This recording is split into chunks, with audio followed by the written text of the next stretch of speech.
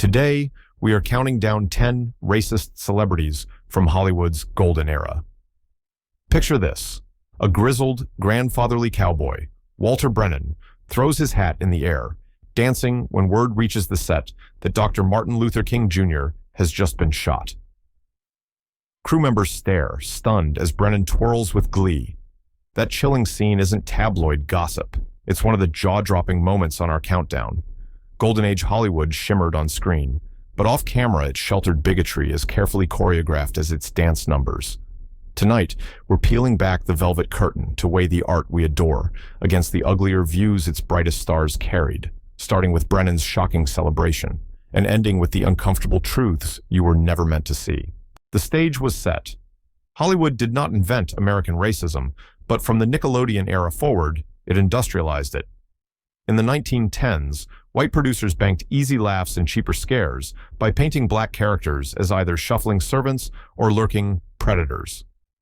Locked out of the system, Brothers Noble and George Johnson founded the all-black Lincoln Motion Picture Company in 1916, determined to prove audiences would pay to see themselves portrayed with dignity. Their defiance underscored a brutal truth. Segregation was baked into the studio gates. Separate bathrooms, whites-only commissaries, and unwritten casting bans were industry standard. Understanding that infrastructure of exclusion is crucial because every contradiction we'll see in the next acts, public niceties versus private slurs, was possible only inside a system that rewarded silence and punished solidarity. Gone with the Wind, Glamour, and Gaslight. Few films mythologized the Old South like Gone with the Wind, and few stars embodied studio charm like Clark Gable. Offset, the king of Hollywood, blasted racial epithets so freely that co-star Hattie McDaniel confided she was numb to them.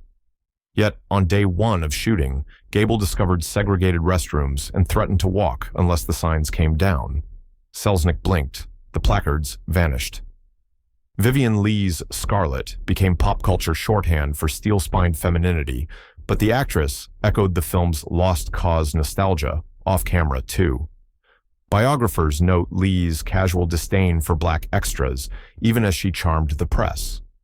Meanwhile, critics now point to Gone with the Wind as a textbook case of Hollywood racism, a technicolor romance papering over slavery's brutality while asking audiences to weep for plantation owners. If the genteel South could hide its thorns beneath hoop skirts, how much darkness lay behind Hollywood's all-American heroes? Patriotic icons, supremacist shadows. John Wayne swaggered through westerns as a moral compass, yet in his infamous 1971 Playboy interview, he declared, "I believe in white supremacy until the blacks are educated to a point of responsibility." Activists still fight to strip his name from Orange County's airport, arguing public monuments shouldn't honor white supremacist apologists. James Stewart played earnest idealists, but colleagues recall another side. Producer Hal Cantor alleged that during the Jimmy Stewart show, the star erupted when a script cast black actor Hal Williams as a police officer who admonishes Stewart's character. Williams was quietly dropped. The episode was rewritten. Whether or not the crew's accounts are exaggerated, the rumor alone shows how brittle Hollywood's veneer of decency could be. These contradictions weren't mere footnotes. Millions of moviegoers absorbed Wayne's rugged patriotism and Stewart's moral rectitude as templates for American virtue. What they rarely saw was how selectively that virtue was applied.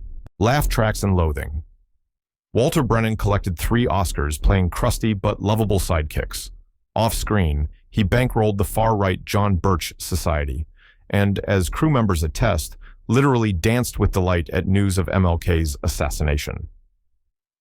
William Frawley, the cranky landlord Fred Mertz on I Love Lucy, peppered sets with racial slurs, often aimed at Cuban-born Desi Arnaz, the very co-star who helped make him a household name. Writer Bob Schiller called Frawley a man from the 1920s trapped in television's brightest spotlight. Audiences heard only laugh-track applause, never the slurs echoing when the cameras stopped. The dissonance reminds us that sitcom comfort can be built atop real-world contempt. Magic, minstrelsy, and mouse ears. In November 1938, mere days after Kristallnacht, Walt Disney rolled out a red carpet for Nazi propagandist Leni Riefenstahl, personally touring her through the Fantasia storyboards. The meeting, quietly scrubbed from studio lore, sits uneasily beside the plantation nostalgia of Song of the South and the minstrel caricatures in Dumbo, all created under Disney's watch. Across town, dance legend Fred Astaire staged Swing Time's Bojangles of Harlem, a blackface tribute to Bill Robinson that critics now dissect as condescending at best.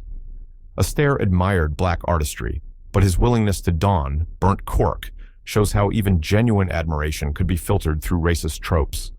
Together, The Mouse King and The Gentleman Dancer illustrate Hollywood's broader pattern, celebrating the culture while erasing the people, rebels, activists, and hypocrites. Marlon Brando refused his 1973 Oscar, sending Sachin Littlefeather to condemn Hollywood's treatment of Native Americans, a watershed act of solidarity.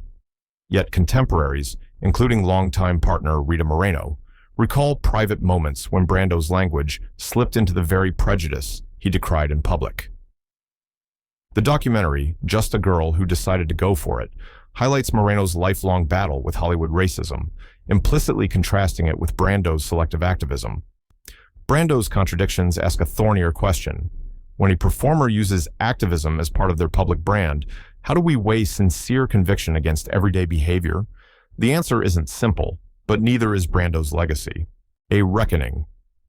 Still rolling.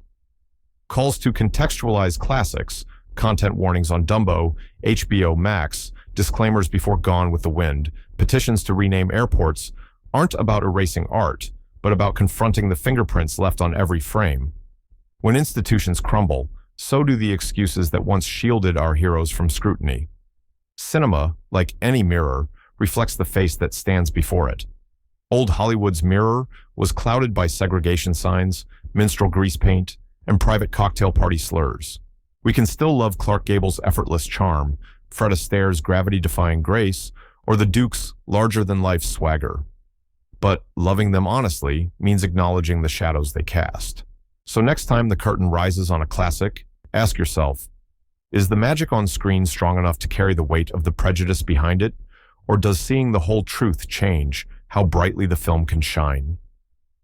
The decision, like the legacy, is now in our hands.